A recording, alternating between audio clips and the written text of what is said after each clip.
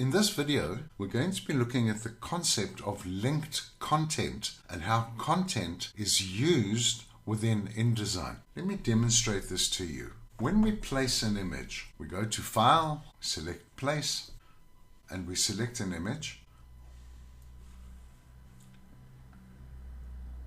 You will notice that as soon as you place the image, there is that linked icon. So what linked means is that the graphic is not actually embedded within the document, but it is merely linked. And this can be very helpful. Due to the fact that images are linked when you place them in InDesign, if you'd like to make a change to that image, it's very simple to achieve that. Let's go back to one of our first exercises that we achieved. Should you not have saved this file, I have included it as a downloaded packaged folder in the resources section for this video that you may open it and work with me on the file. You will notice that wherever we have an image that has been placed, we have a linked icon. And in summary, just to revise, this is linked to the original large resolution file that is stored on the hard drive.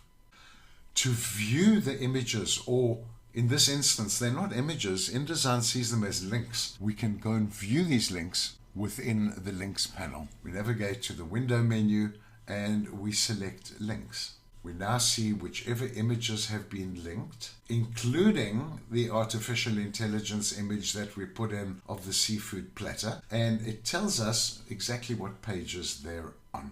What I'm going to demonstrate now is how we use the Adobe software integration from InDesign to Photoshop, from InDesign to Illustrator. Let's have a look how we'll do that. I'm going to select this image that we placed over here, the pink cupcakes. I'm going to right click, I'm going to select the option of Edit With, and I'm going to select Adobe Photoshop.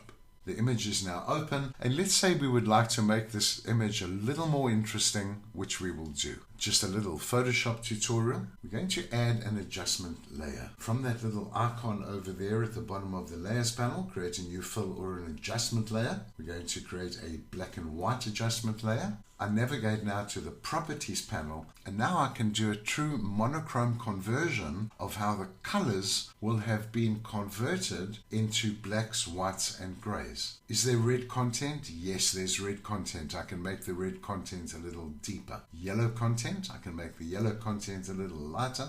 Green content, there's not green content. The cyan content, blue content or magenta content. There's a little bit of magenta content over there. Now, what you can see when we use this tool is that it creates the adjustment layer, but it also creates a layer mask. I'm now going to navigate to the brush tool. I press the letter B, and I am now going to make the brush smaller.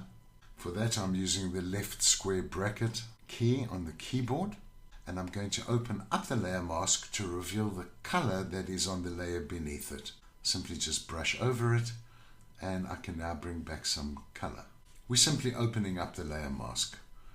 It is revealing the color on the layer below. You could achieve this much more accurately by creating a selection, but let's just do it in this simple way for this tutorial. I can now also add the wrapping of this cupcake.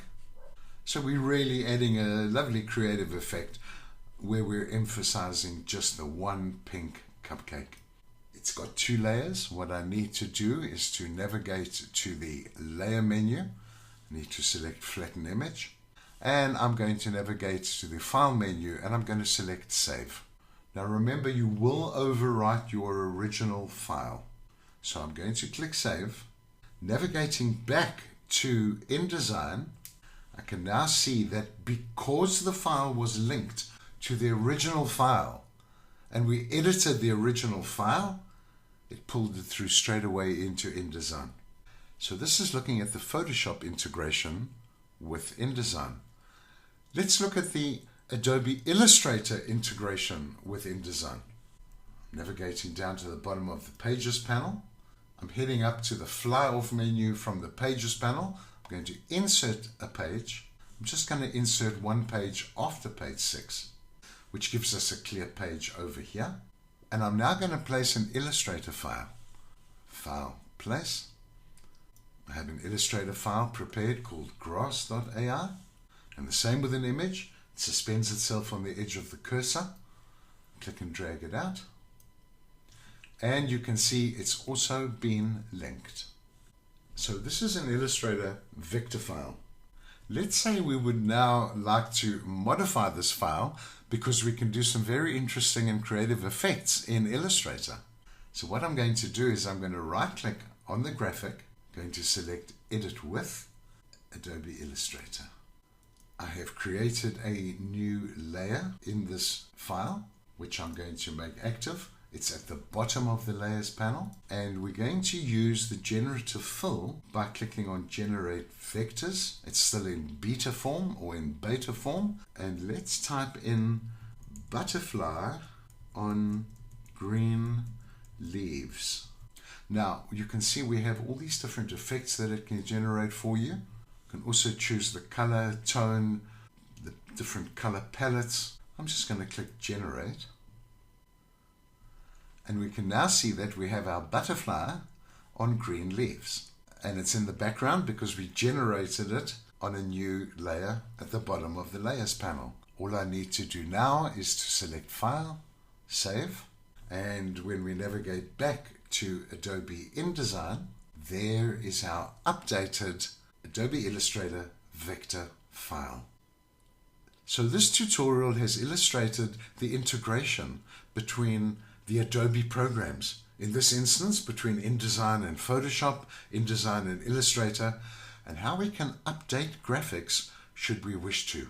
Should we wish to make use of additional features in Photoshop or additional features in Illustrator, all because the content is linked, and when we edit the file, we're editing the original file.